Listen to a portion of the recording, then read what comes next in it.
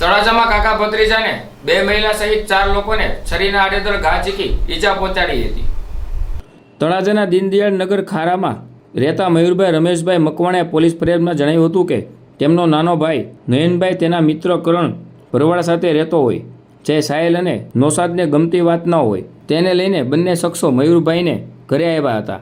બાદ મયુરભાઈને કહેલ કે તારા નાના ભાઈને સમજાવી દેજે કે કરણ ભરવાડ સાથે ન રહે અને ગાળો ભાંડી બોલાચાલી કરી જતા રહ્યા હતા। બાદ બંને શખ્સો ફરી છરી સાથે ઘસી આવ્યા હતા અને મયુરભાઈને પેટના ભાગે છરીના ઘા ઝીકી દીધો હતો અને મયુરભાઈને બચાવવા દોડેલા તેમના કાકા હરેશભાઈ કાનજીભાઈ મકવાણાને પણ પેટના ભાગે છરી ઝીકી સાહિલના મમ્મી સાહિલની બેન બંનેએ ગાળો આપી અને જાનથી મારી નાખવાની ધમકી આપી ફરાર થઈ ગયા હતા। બાદ કાકા ભત્રીજાને ગંભીર હાલતે ભાનુગરની સલ્ટી હોસ્પિટલ ખસેડવામાં આવ્યા હતા, જ્યાં મયુરભાઈને તળાજા પોલીસ મથકમાં સાહિલ જાવેદભાઈ કુરેશી, નૌશાદ જાવેદભાઈ કુરેશી, સાહિલના મમ્મી, સાહિલની બહેન રે દીનદયાળ નગર ખાર તળાજા વિરુદ્ધ ફરિયાદ નોંધાવતા પોલીસે વધુ તપાસ હાથ ધરી હતી।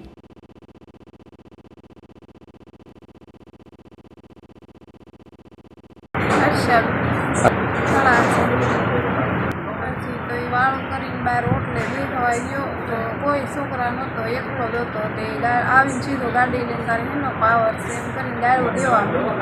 તો ગાળો દેવા મળ્યો ને તો હું ગઈ, હું કાલ અંદર વહી આવી એમ તો પાછો ગાળો દેવા મળ્યો તો મારો છોકરો મારો હાથ પકડીને વયો જો મેં આવી પછી ગાડીમાં પડી હતી, ગાડી પસાર દીધી મેં બસાવ્યો હતા, મને ધક્કો માર્યો, રોડ ઉપર પડી ગઈ। પછી મારા દિયર આવ્યા ને તો ઓશિતાને 2 વાંકા વળ્યા ને તો સાકું બેને ભરાઈ દીધી। 5 જણા હતા, રોજ ગાળું બોલો આવે શેરીમાં, બીજી શેરીમાં ઠેઠ રહીને અમે એન પારી ના આવે બાંધો અમારી શેરીમાં, એનું નામ નથી આવડતા મને। 5 જણા હતા એ ખબર છે, મુસલમાન। શું નામ હતા? નામ મને નથી આવડતું, મારા છોકરાને આવડે। કાંઈ નહોતી થયેલી, આજ જ તે ખાલી ગાળું આવ્યા તે પહેલાં બાંધ્યા હતા ગાળું, એ તો બધું પતી ગયું હતું, વરદી ઉપર થઈ ગયું।